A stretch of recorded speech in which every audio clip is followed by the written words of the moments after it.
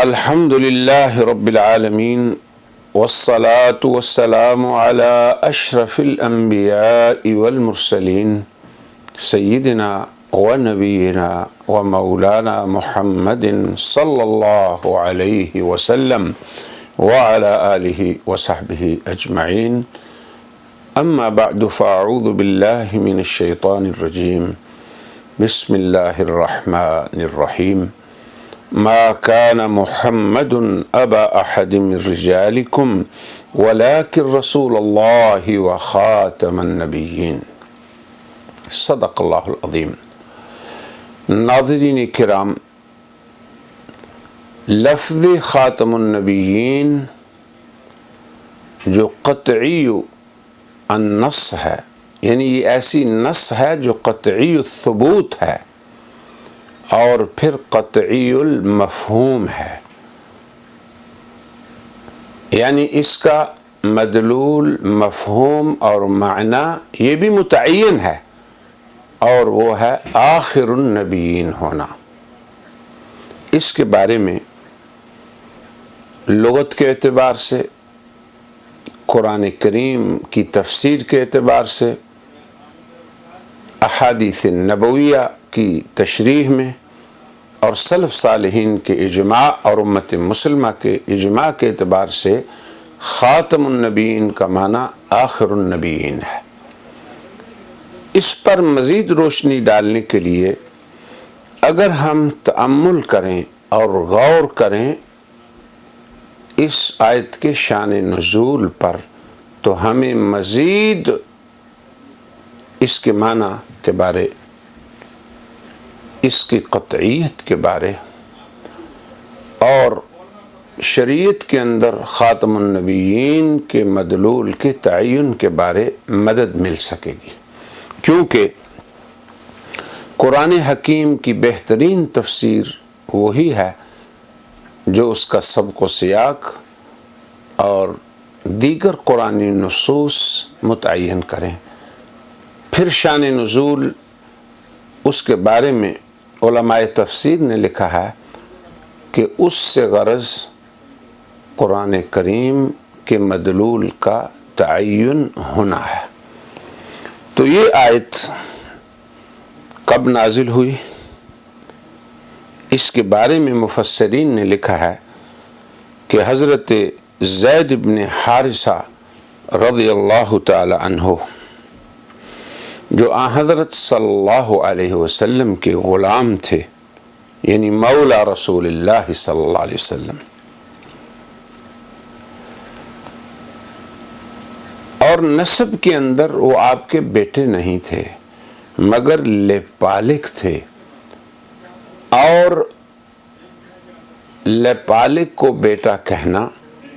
یہ اسلام سے قبل معروف تھا، اسے تبنی کہا جاتا ہے. تو زید لوگوں کے اندر زید ابن محمد کے نام سے معروف تھے. پھر نبی کریم صلی اللہ علیہ وسلم نے حضرت زید سے اپنی پھوپھی کی بیٹی حضرت زینب بنت جحش سے ان کی شادی کرا دی. اسی لیے قرآن حکیم نے کہا وَإِذْ تَقُولُ لِلَّذِي أَنْعَمَ اللَّهُ عَلَيْهِ، کہ اے نبی جب آپ اس شخص کو کہہ رہے تھے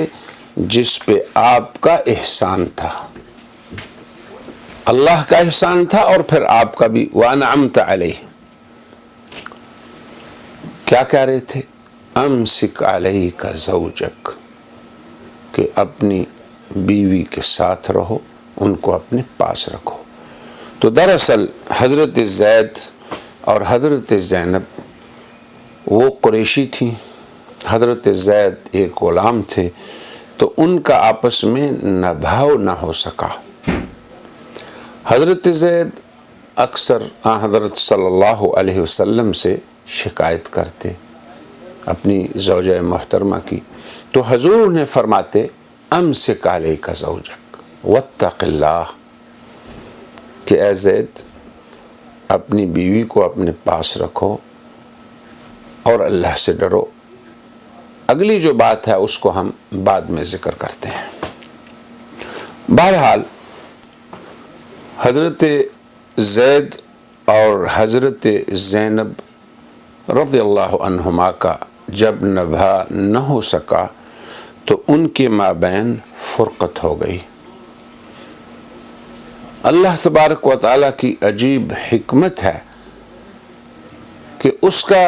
فیصلہ یہ تھا کہ جاہلیت کی یہ رسم کہ لپالک بیٹا بیٹا ہو، اللہ تعالیٰ اس رسم کا خاتمہ چاہتے تھے۔ تو اب زید جو تھے ان کی زوجہ محترمہ حضرت زینب لوگوں میں تو یہ معروف تھیں کہ وہ محمد رسول اللہ کے بیٹے کی بیوی ہیں، اور اللہ تعالیٰ اس رسم کا خاتمہ چاہتے تھے۔ اس لیے اللہ کا یہ فیصلہ تھا کہ زینب کی شادی رضی اللہ تعالی عنہا حضرت صلی اللہ علیہ وسلم سے ہو اور وہ امہات المومنین میں سے شمار ہوں۔ یہ اللہ کا فیصلہ تھا۔ قرآن کہتا ہے وَتُخْفِي فِي نَفْسِكَ مَا اللَّهُ مُبْدِيهِ، نبی پاک صلی اللہ علیہ وسلم کو خطاب ہے کہ آپ اپنے دل میں ایسی چیز کو چھپا رہے تھے جس کو اللہ ظاہر کرنے والے تھے۔ یعنی آپ کے دل میں یہ تھا کہ اگر زینب کی شادی مجھ سے ہو گئی تو لوگ کیا کہیں گے؟ لوگ یہ کہیں گے کہ محمد نے اپنے بیٹے کی بیوی سے شادی کر لی، یا اپنے متبنہ کے بیٹے سے کی بیوی سے شادی کر لی۔ اور اللہ تعالیٰ یہی چاہتے تھے کہ متبنہ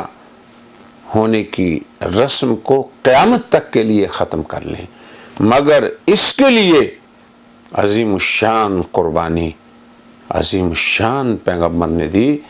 اور اللہ پاک نے یہی اختیار فرمایا کہ زید کی زوجہ محترمہ ان سے نبی پاک صلی اللہ علیہ وسلم کا عقد، اور وہ بھی اللہ تبارک و تعالیٰ نے آسمانوں پہ فرما دیا۔ ارشاد باری تعالیٰ ہے وَتُخْفِي فِي نَفْسِكَ مَا اللَّهُ مُبْدِيهِ وَتَخْشَى النَّاسِ، اللہ جس چیز کو ظاہر کرنا چاہتے تھے آپ اس کو دل میں رکھے ہوئے تھے، اور آگے فرمایا وَتَخْشَى النَّاسَ، آپ لوگوں سے ڈر رہے تھے، یعنی لوگ کیا کہیں گے؟ وَاللَّهُ أَحَقُّ أَن تَخْشَاهُ، اور اللہ تعالیٰ اس بات کے حقدار ہیں کہ آپ ان سے ڈرتے۔ تو حق تعالیٰ شانہ نے اس عظیم الشان عمل کے لیے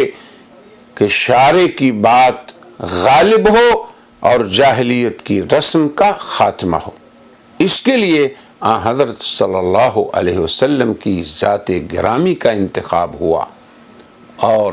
حضرت زید رضی اللہ تعالی عنہ کا بھی اس میں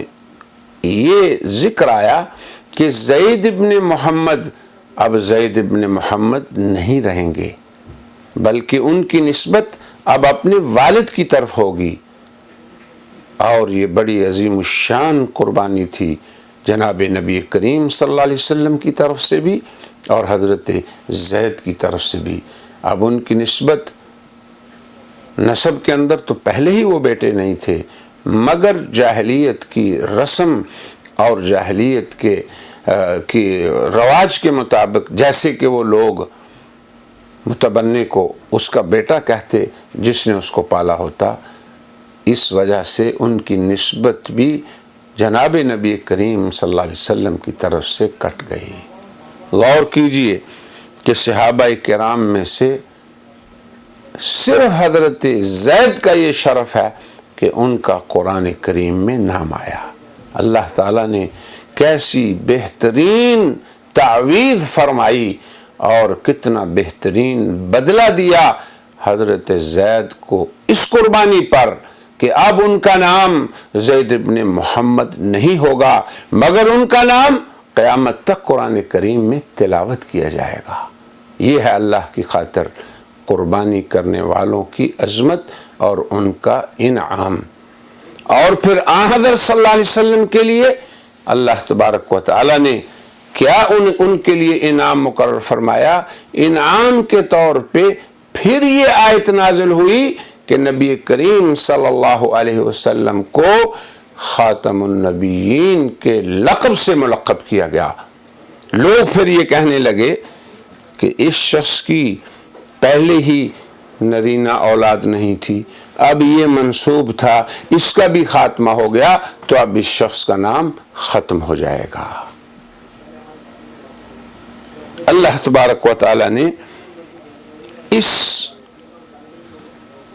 سیاق کے اندر یہ آیت نازل فرمائی کہ اے لوگو، تم کیسے یہ کہہ سکتے ہو کہ محمد نے اپنے بیٹے کی بیوی سے شادی کی ہے؟ ما کان محمد ابا احد من رجالکم، حضرت محمد صلی اللہ علیہ وسلم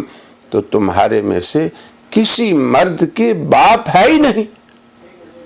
یہ ہے اصل میں سیاق اس آیت کا جو اپنے سباق سے تعلق رکھتا ہے، ورنہ یہ کیا بات ہے کہ حضور کے لقب خاتم النبیین کا ذکر ہو اور پہلے یہ ذکر کر دیا جائے کہ وہ تمہارے مردوں میں سے کسی کے باپ نہیں۔ تو ان دونوں چیزوں کا جوڑ آخر کیا ہے؟ تو اللہ تبارک و تعالیٰ کا یہ فرمانا کہ وہ تمہارے مردوں میں سے کسی کے باپ نہیں، اصل میں اس پہلے قصے کی طرف اشارہ ہے جس میں حضرت زید کی قربانی کا ذکر ہے، نبی پاک صلی اللہ علیہ وسلم کی عظمت کا ذکر ہے، اور پھر شارع الحکیم کے حکم کی اطاعت اور فرما برداری کا ایسا ذکر ہے کہ حضرت عائشہ فرماتی ہیں کہ اگر نبی کریم صلی اللہ علیہ وسلم اللہ کی وحی میں سے کسی امر کو انہوں نے چھپانا ہوتا تو وہ اس آیت کو چھپاتے جس میں اللہ کا یہ حکم ہوا کہ آپ جس امر کو چھپانا چاہتے تھے اللہ اس کو ظاہر کرنے والا تھا، تو اس آیت کو چھپاتے۔ مگر نبی کریم صلی اللہ علیہ وسلم کی عظمت اور اللہ کی وحی اس کو امانت داری سے پہنچانے کا یہ مقام عظمت رسول ہے کہ اس آیت کو بھی اللہ کے نبی نے صاف طور پہ لوگوں کے سامنے تلاوت کر دیا۔ پھر اس کے بعد اللہ نے فرمایا ما کان محمد ابا احد من رجالکم، یہ عظمت عطا ہوئی۔ تو پہلے تو یہ فرمایا کہ تم کیسے یہ کہتے ہو کہ یہ زید ان کے بیٹے ہیں، وہ تو تمہارے میں سے مردوں میں سے کسی کے باپ بھی نہیں۔ اچھا، جب پہلے ہی بیٹا نہیں تھا، جو متبنہ تھا اس کی نسبت بھی کٹ گئی، تو اب کیا تمہاری یہ خام خیالی کہ ان کا نام مٹ جائے گا یہ ہوگا؟ فرمایا ولیکن، اب یہ لیکن کو دیکھیں، کس لیے لیکن آتا ہے کہ تمہارا یہ زوم سراسر غلط ہے، وہ تو رسول اللہ ولیکن رسول اللہ، اللہ کے رسول ہیں۔ اور آپ دیکھیں کہ اگر ان کی نسبی اولاد نہیں، جو لپالک تھا اس کی نسبت بھی ختم ہو گئی، تو وہ اللہ کے رسول ہیں، اور اللہ کا رسول اپنی پوری امت کے لیے باپ کی جگہ ہوتا ہے۔ تو جس کی اتنی بڑی ضروریت ہو اس کا نام کیسے مٹ سکتا ہے؟ ولیکن رسول اللہ، تو اس کے اندر ان کے اس زوم باطل کا رد ہے جو یہ سمجھتے تھے کہ جب ان کی اولاد نرینہ نہیں رہی اور ان کا لے پالک بھی ان کی طرف منسوب نہیں رہا تو ان کا نام مٹ جائے گا۔ اللہ نے فرمایا وہ تو اللہ کے رسول ہیں، اور النبی اولا بالمؤمنین من انفسہم وازواجہ امہاتہم، اس کی بیویاں امہات المؤمنین ہیں، اور نبی کا مقام یہ ہے کہ اس کی پوری امت اس کی اولاد کی بھی منزلت ہے۔ ایک حدیث میں آتا ہے کہ حضور اکرم صلی اللہ علیہ وسلم نے فرمایا میں تمہاری ایسی تربیت کرتا ہوں جیسے باپ اپنی اولاد کی۔ پھر امت کی محبت، عقیدت اور اپنے رسول کے ساتھ ان کا عظمت کا معاملہ اور ان کی تعلیمات کو ان سے لے کے پھر ان کو پوری دنیا میں پھیلانا، یہ تو ایک مستقل موضوع ہے، لیکن ہمیں صرف اس چیز کو ذکر کرنا ہے کہ اللہ کا یہ فرمانا اس کا کیا جوڑ ہے بعد والے اس قول سے کہ وہ رسول اللہ ہیں، اور اس کے پہلے یہ کہنا کہ وہ تمہارے میں سے کسی مرد کے باپ نہیں۔ تو اس اعتبار سے پھر اس آیت کا مفہوم سمجھ میں آتا ہے، اور پھر خاتم النبیین کا مفہوم بھی اس شان نزول سے متعین ہو جاتا ہے۔ آگے فرمایا کہ وہ اللہ کے رسول ہیں اور پوری امت جو ہے وہ ان کے ذکر کو باقی رکھنے والی ہے، بلکہ صرف رسول نہیں وخاتم النبیین، رسول بھی ایسے ہیں جو تمام انبیاء کے آخر میں آئے، تمام انبیاء کے بعد میں آئے، اور جن کی شریعت خاتم الشرائع، جن کی کتاب خاتم الکتب السماویہ، جن کی امت خاتم الامم، جن کا سلسلہ تا قیامت باقی رہے گا۔ تو خاتم النبیین وہ ہیں جن کی نبوت قیامت تک کے لیے ہو، جن کے بعد نہ دیگر کوئی نبوت ہو نہ رسالت ہو، جن کی امت کے بعد دیگر کوئی امت نہ آئے۔ تو اس کے اندر بھی دراصل حضور اکرم صلی اللہ علیہ وسلم کی اس عظمت کا ذکر ہے جس کی طرف ہم نے اس سے پہلے اشارہ کیا کہ اب یہ دیکھو لوگو کہ اللہ کے رسول بھی ہیں اور پھر آخری نبی بھی ہیں، تو اب ان کی ضروریت کا ذرا حساب لگاؤ کہ اگر تمہارے میں سے مردوں کے وہ باپ نہیں، متبنہ اور لپالک اس کا بھی رشتہ آپ سے کٹ گیا، تو اب دیکھو کہ وہ اللہ کے رسول ہیں اور ایسے رسول جو خاتم النبیین ہیں، تو ان کی ضروریت کتنی ہوگی؟ تمہارے بعد کے زمانے والے۔ حضور اکرم صلی اللہ علیہ وسلم نے اپنے ایک ارشاد میں فرمایا کہ میں ان لوگوں کا بھی نبی ہوں جن کے زمانے میں مبعوث ہوا، اور ان کا بھی جو میرے زمانے کے بعد پیدا ہوئے، اور تا قیامت جس قدر بھی امت اجابت جو حضور پہ ایمان لائیں گے وہ سب کے سب بے منزلہ ذریت کے ہیں۔ تو خاتم النبیین اس کے اندر حضور کے طول زمانہ کی طرف اشارہ ہے کہ ان کا زمانہ بھی بڑا لمبا، اور کثرت امت کی طرف اشارہ ہے کہ ان کی امت بھی اتنی کہ جس کی تعداد کو صرف اللہ تعالی ہی جانتا ہے۔ ثلۃ من الاولین وثلۃ من الاخرین، کثرت کے ساتھ امت۔ تو یہاں بھی اصل میں ہم نے اس لیے اس شان نزول کو ذکر کیا تاکہ خاتم النبیین کا معنی متعین ہو سکے، لہٰذا ہم یہ کہیں گے کہ آیت خاتم النبیین وہ پہلی آیت ہے جس میں حضور کے آخری نبی ہونے کو بیان کیا گیا ہے۔ اب ہم دوسری آیت کی طرف آتے ہیں جو حضور کی ختم نبوت کو بیان کرتی ہے، اور وہ اللہ تبارک و تعالیٰ کا یہ ارشاد ہے۔ حق تعالیٰ شانہ فرماتے ہیں اليوم اکملت لکم دینکم واتممت علیکم نعمتی ورضیت لکم الاسلام دینا، آج کے دن تمہارے لیے میں نے تمہارے دین کو کامل کر دیا اور تمہارے لیے اپنی نعمت کو تمام کر دیا اور تمہارے لیے اسلام کو بطور دستور حیات کے پسند کر لیا۔ اب یہ آیت جو سورۃ المائدہ کے اندر ہے، ابن کثیر مشہور مفسر ہیں اور وہ قادیانیت کے نزدیک بھی مجدد ہیں، یعنی مجددین کی جو فہرست عسل مصفیٰ کے اندر مذکور ہے ان میں ان کا نام مذکور ہے۔ وہ فرماتے ہیں هذه اکبر نعم اللہ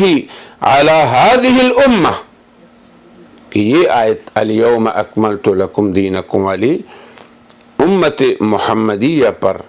اللہ کی نعمتوں میں سے سب سے بڑی نعمت ہے۔ کیوں؟ حیث اکمل تعالی لہم دینہم، کہ اللہ تعالیٰ نے ان کے دین کو کامل فرما دیا، مکمل کر دیا۔ فلا یحتاجون الی دین غیرہ، اب وہ کسی دین کے محتاج نہیں۔ ولا الی نبی غیر نبیہم صلوات اللہ علیہ وسلامہ، کہ اب اس کے بعد نہ کسی شریعت کے محتاج، نہ اپنے نبی کے علاوہ کسی دیگر نبی کے محتاج۔ پھر آگے فرماتے ہیں ابن کثیر وَلِهَذَا جَعَلَهُ اللَّهُ خَاتَمُ الْأَنْبِيَاءِ، اسی لیے اللہ نے آپ کو خاتم الانبیاء کہا۔ تو اس آیت نے بھی خاتم النبیین کا معنی متعین کر دیا کہ ایسا نبی جس کے بعد کوئی دیگر نبی نہ ہو، اور جس کی شریعت کے بعد دیگر کوئی شریعت نہ آئے، اور جس کے دین کے بعد کوئی دیگر دین نہ ہو، بلکہ انسانیت نہ نبوت کی محتاج رہے، نہ دین کی محتاج رہے، نہ شریعت کی محتاج رہے۔ یہ ابن کثیر رحمہ اللہ نے الیوم اکملت لکم والی آیت کی تفسیر کی ہے، اور اس کو اس خاتم النبیین کی تفسیر کہا ہے۔ اگر ہم اس آیت کے شان نزول کو دیکھیں تو سبھی جانتے ہیں کہ یہ آیت حجۃ الوداع میں جمعہ کے دن عرفات کے میدان میں نازل ہوئی، جس کے بعد صرف 80 دن تک حضرت صلی اللہ علیہ وسلم اس دنیا میں رہے، اور اس کے بعد کوئی جدید حکم حل و حرمت کا نہیں نازل ہوا۔ بعض کہتے ہیں کہ بلکہ یہ تو آخری آیت ہے۔ نتیجہ کلام یہ ہے کہ اس آیت نے اللہ تبارک و تعالی کی اس عظیم الشان نعمت کا ذکر فرمایا، اور وہ نعمت دین کا کمال اور نعمت کا تمام ہے، اور حضور اکرم صلی اللہ علیہ وسلم کی خاتم النبیین ہونے کی تفسیر ہے۔ یہ وہی آیت ہے جس کے بارے میں یہودیوں نے جب حضرت عمر رضی اللہ عنہ کو کہا کہ اے عمر، اگر یہ آیت ہمارے اندر نازل ہوتی لَاتَّخَذْنَاهَا عِيدًا، تو ہم اس کے نزول کو اپنے لیے عید سمجھتے۔ تو حضرت عمر نے فرمایا انی لأعلم حیث انزلت وَأَيْنَ انزلت وَأَيْنَ رسول اللہ صلی اللہ علیہ وسلم حین انزلت، فرمایا کہ ہمیں پورے وثوق سے علم ہے کہ یہ آیت کب نازل ہوئی، کہاں نازل ہوئی، اور جناب نبی کریم صلی اللہ علیہ وسلم اس وقت کہاں تھے۔ پھر فرمایا کہ یہ عرفات کے دن نازل ہوئی، میدان عرفات میں نازل ہوئی، اور جمعے کے دن میں نازل ہوئی۔ اور اس کے بعد فرمانے لگے کہ اس کے نزول کے دن مسلمانوں کے لیے 2 عیدیں اکٹھی ہو گئیں، ایک عرفات کا دن اور دوسرا جمعے کا دن۔ خاتم النبیین کے مفہوم کی تفسیر میں قرآن حکیم کی 3 آیت سورہ آل عمران میں ارشاد باری تعالی ہے وَإِذْ أَخَذَ اللَّهُ مِيثَاقَ النَّبِيِّينَ لَمَا آتَيْتُكُم مِّن كِتَابٍ وَحِكْمَةٍ، یہ آخر تک آیت جس میں اللہ تعالیٰ نے اپنے انبیاء علیہم السلام سے پختہ عہد اس بات پہ لیا کہ تمہارے سب کے بعد ایک رسول آئے گا جو تمہارے سب کے ساتھ جو کچھ ہے اس کی تصدیق کرے گا، پھر تمہیں ان پر ایمان لانا ہوگا اور ان کی نصرت کرنی ہوگی۔ تو اب سب کی تصدیق وہی کر سکتا ہے جو سب سے آخری ہو، اور یہی خاتم النبیین کا مفہوم ہے۔ اسی سلسلے میں قرآن حکیم کی چوتھی آیت یہ ہے قُلْ يَا أَيُّهَا النَّاسُ إِنِّي رَسُولُ اللَّهِ إِلَيْكُمْ جَمِيعًا لَهُ مُلْكُ السَّمَاوَاتِ وَالْأَرْضِ، یہ سورہ اعراف کی 158 آیت نمبر ہے۔ اسی طرح ارشاد باری تعالی ہے تبارک الذی نزل الفرقان علی عبدہ لیکون للعالمین نذیرا، تو اس کے اندر اللہ تعالیٰ نے حضور اکرم صلی اللہ علیہ وسلم کو تمام جہانوں کے لیے نذیر ہونے کی خبر دی۔ پھر چھٹی آیت وَأَرْسَلْنَاكَ لِلنَّاسِ رَسُولًا، یعنی ہم نے آپ کو تمام انسانوں کے لیے رسول بھیجا۔ پھر اسی طرح قرآن حکیم کی سورہ یوسف میں آیت ہے قرآن کے بارے ان هو الا ذکر للعالمین، کہ یہ اللہ کا کلام جو ہے یہ تمام جہانوں کے لیے ذکر ہے، موعظت ہے اور نصیحت کا باعث ہے۔ تو اب آپ کی بعثت کا عموم اور آپ کی شریعت کا تمام انسانوں کے لیے ہونا یہ اسی بنا پہ ہے کہ آپ صلی اللہ علیہ وسلم تمام انسانیت کے وہ نبی ہیں کہ جن کے علاوہ انسانیت کسی نبوت کی محتاج نہیں۔ قرآن حکیم کی ایک آیت ہے وَأُوحِيَ إِلَيَّ هَذَا الْقُرْآنُ لِأُنذِرَكُمْ بِهِ وَمَنْ بَلَغَ، اس کا ترجمہ یہ ہے کہ آپ فرما دیجئے کہ میری طرف یہ قرآن وحی ہوا تاکہ میں تمہیں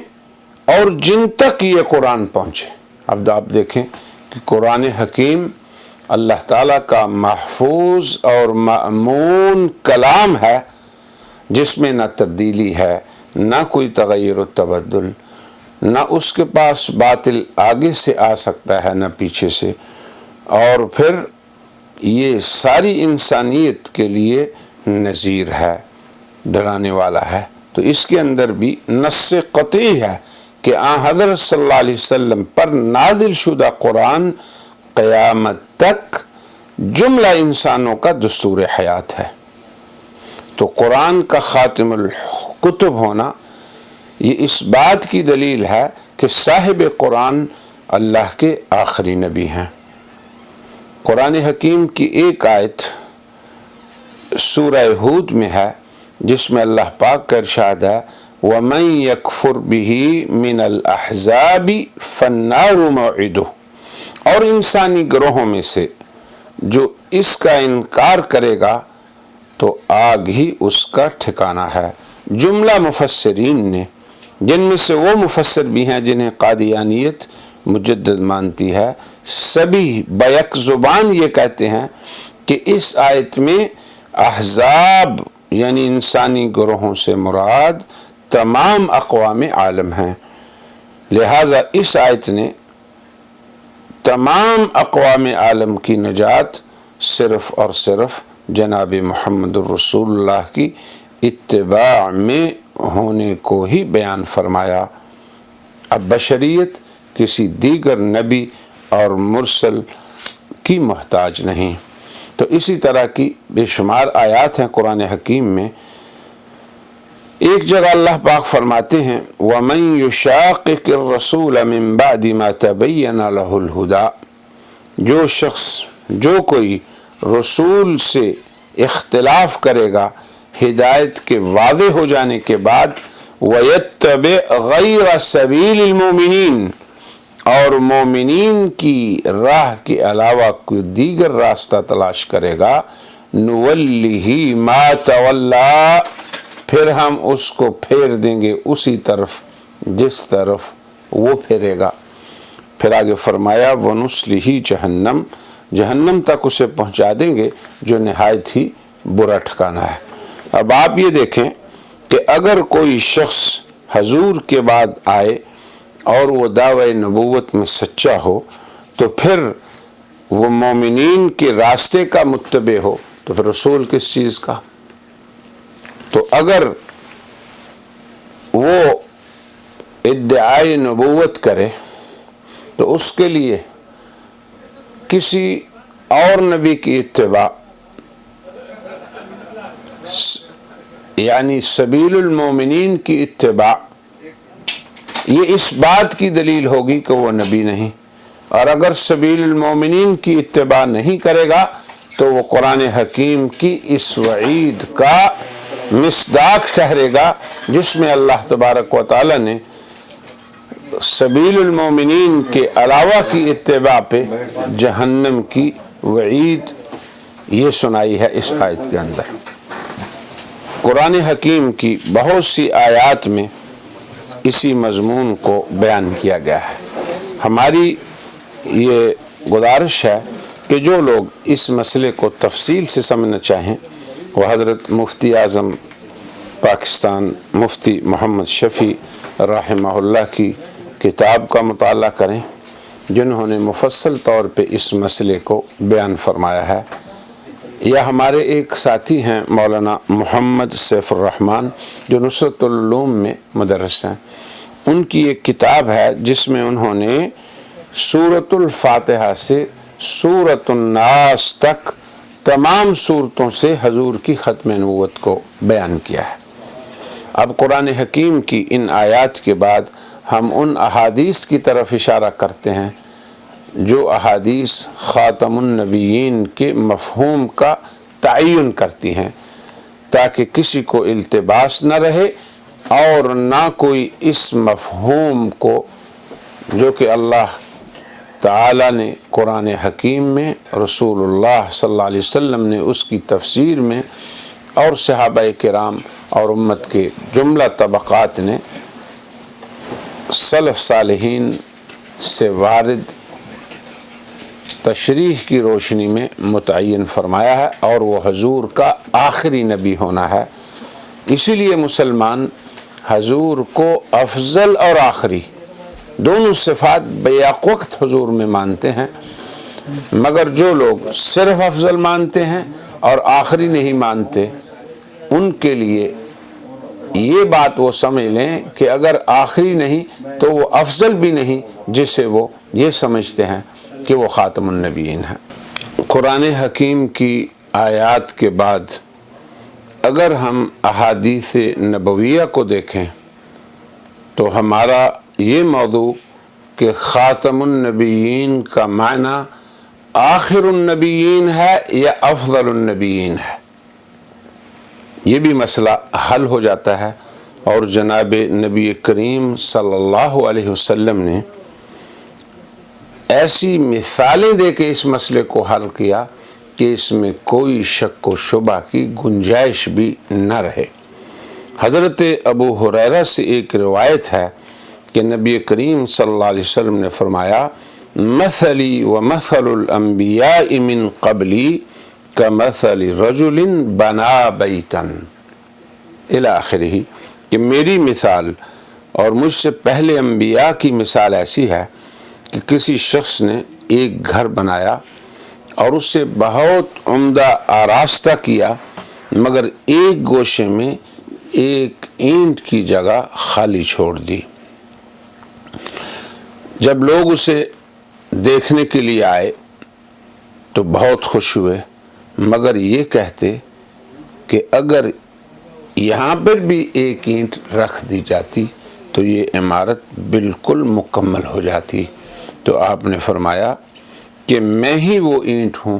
جس نے اس خالی جگہ کو پر کر دیا۔ اب قصر نبوت مکمل ہے اور اس معنی میں حضور خاتم النبیین ہے۔ ایک حدیث میں حضور نے فرمایا مثلی ومثل النبیین کمثل رجل بنا دارا فأتمها الا لبنة۔ اس حدیث کے اندر بھی حضور نے اسی طرف اشارہ فرمایا۔ حضرت جابر سے بھی اسی طرح کی ایک حدیث مروی ہے۔ پھر حضور اکرم صلی اللہ علیہ وسلم نے فرمایا ان لی اسماء، میرے بہت سے نام ہیں، انا محمد وانا الماحی الذی یمحو اللہ بہ الکفر وانا الحاشر، اور آخر میں فرمایا وانا العاقب والعاقب الذی لیس بعدہ نبی۔ آپ نے فرمایا کہ میں محمد ہوں، میں ماحی ہوں جس سے اللہ کفر کو محو کرے گا، میں حاشر ہوں کہ جس کے قدموں پہ اللہ لوگوں کو جمع کرے گا، پھر فرمایا میں عاقب ہوں، اور اس کی شرح خود فرمائی عاقب وہ ہے جس کے بعد کوئی نبی نہ ہو۔ تو اس طرح کی بے شمار احادیث ہیں جن میں ختم نبوت کے مفہوم کو حضور اکرم صلی اللہ علیہ وسلم نے بیان فرمایا کہ وہ خاتم النبیین ہیں، آخر النبیین ہونے کے معنی میں، جن کے بعد نبی نہیں۔ ایک حدیث میں آپ صلی اللہ علیہ وسلم نے فرمایا لقد كان فيما مضى قبلكم من الامم محدثون، تم سے پہلی امتوں میں بھی ایسے لوگ گزرے جو محدث ہوا کرتے تھے، یعنی جنہیں بات اللہ کی طرف سے بتا دی جاتی تھی، اگر میری امت میں کوئی ہے تو وہ عمر ہیں۔ پھر اس کے بعد فرمایا کہ اگر نبوت باقی رہتی تو میری امت میں عمر نبی ہوتے۔ تو جب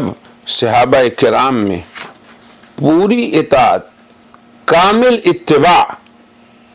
ان کو نبوت کے درجہ تک نہ پہنچا سکی، تو پھر حضور اکرم صلی اللہ علیہ وسلم کے بعد ادعائے نبوت کی شرعی حیثیت کیا ہے، اسے بھی خود حضور اکرم صلی اللہ علیہ وسلم نے بیان فرمایا۔ امام احمد نے مسند میں اور ابو داود نے اپنی سنن میں حضرت ثوبان کی یہ روایت نقل فرمائی قال رسول اللہ صلی اللہ علیہ وسلم انہ سیکون فی امتی کذابون ثلاثون کلہم یزعم انہ نبی وانا خاتم النبیین لا نبی بعدی، کہ میری امت میں 30 جھوٹے ہوں گے، ہر ایک یہی سمجھے گا کہ وہ نبی ہے، اور فرمایا انا خاتم النبیین لا نبی بعدی، میں خاتم النبیین ہوں، میرے بعد کوئی نبی نہیں۔ اب یہاں پہ لفظ خاتم جو تا کے فتح کے ساتھ ہے، اس کا مفہوم متعین ہو گیا کہ یہ آخر النبیین کے معنی میں ہے، جن کے بعد کوئی نبی نہیں۔ حضرت ابو ہریرہ کی ایک روایت ہے جس میں آپ فرماتے ہیں کہ آپ صلی اللہ علیہ وسلم نے فرمایا فضلت علی الانبیاء بست،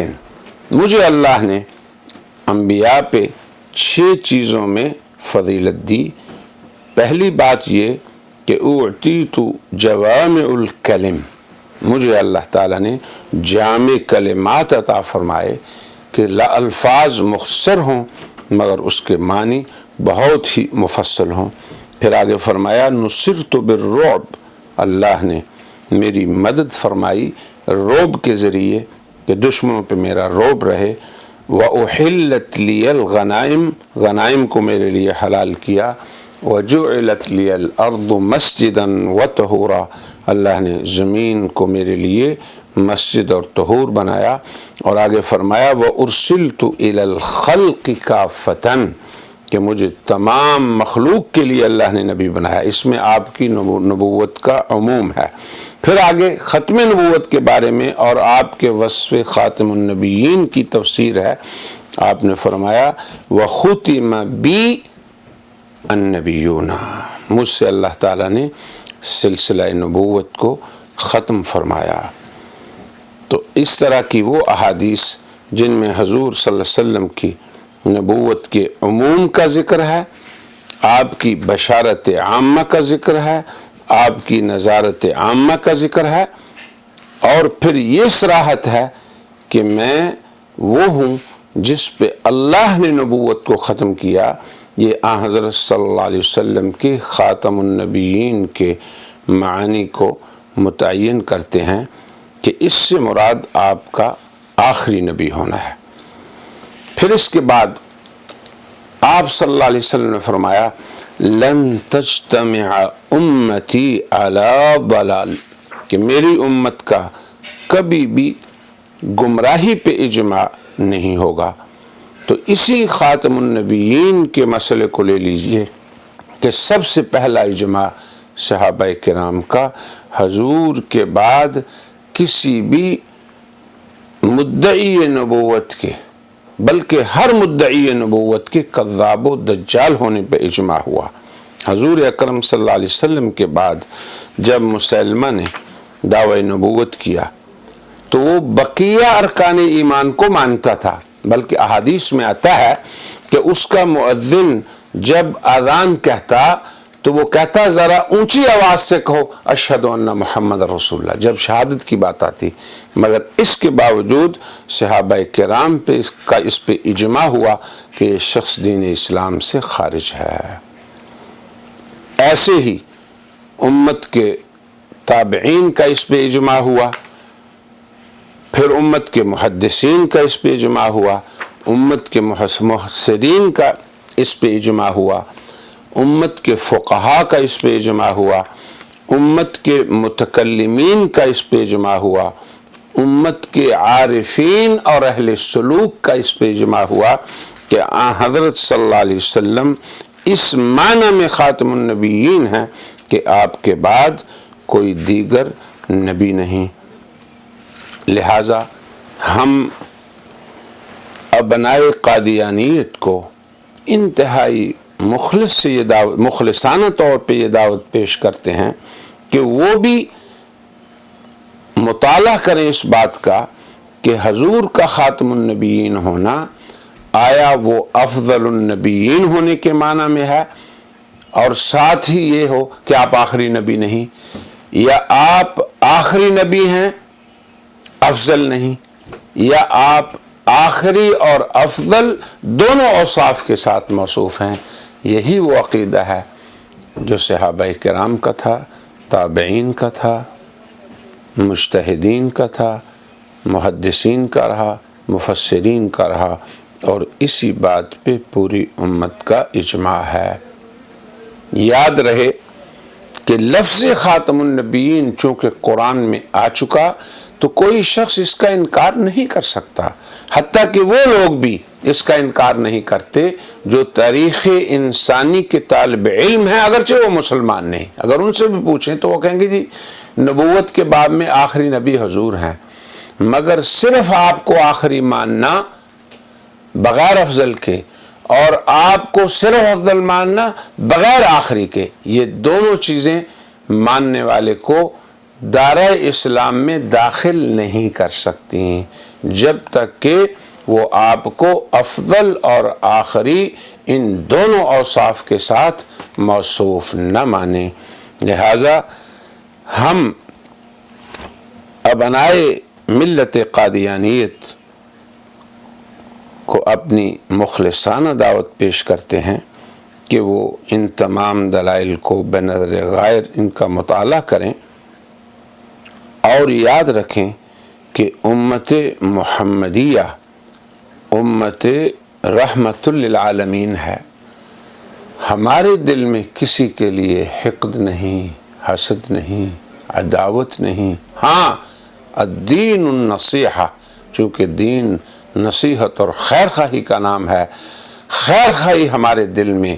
پوری انسانیت کے لیے ہے، اور چونکہ یہ ختم نبوت کا عقیدہ اور خاتم النبیین کا مفہوم اس کا قادیانیت سے تعلق ہے، اس لیے ہم یہ گزارش کریں گے کہ اس معنی میں حضور کو خاتم النبیین مانو جو اللہ تعالیٰ کے ہاں متعین ہے جسے خاتم النبیین نے خود متعین فرمایا، پھر صحابہ کرام نے سمجھا، اور آج تک امت کا اس پہ ایمان ہے۔ ہماری دعا ہے کہ اللہ تعالیٰ اہل اسلام کو اسی عقیدے پہ استقامت عطا فرمائے اور کسی تشکیک پیدا کرنے والے کی تشکیک سے محفوظ رکھے، اور پوری انسانیت کو رحمت للعالمین کی اس رحمت میں داخل ہونے کی توفیق عطا فرمائے جس کے ساتھ آپ مبعوث ہوئے۔ بلکہ قادیانیت کیا، دیگر انسان بھی اگر حضور اکرم صلی اللہ علیہ وسلم کو اس معنی میں خاتم النبیین تسلیم کر لیں گے تو یقیناً وہ سب کے سب اس رحمت کے مستحق ہوں گے جس کے ساتھ حضور اکرم صلی اللہ علیہ وسلم مبعوث ہوئے۔ وآخر دعوانا ان الحمد للہ رب العالمین۔ ماتك ومداد كلماتك كلما ذكرك ذاكرون وغفل عن ذكره الغافلون